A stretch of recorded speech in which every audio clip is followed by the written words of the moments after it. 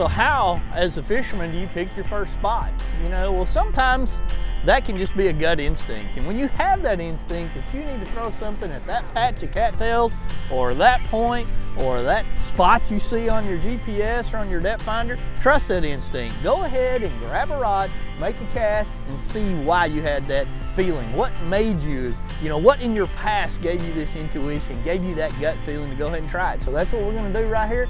We're gonna make a cast right along this stretch of cattails because something's telling me I need to do that. There has to be some grass up here. You know how I know there has to be some grass up here?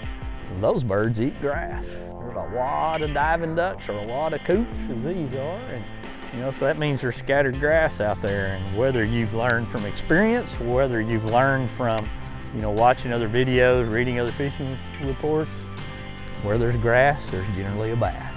Now, how to catch that bass, that's the mystery you got to figure out. As you idle into a pocket or any cove or any creek, any place on the lake, how do you determine, where to start? You look at all these trees that are out here. I mean, that looks phenomenal. I mean, you got to think as a fisherman, there's fish around every tree. Then you look over there and it's just no barren bank.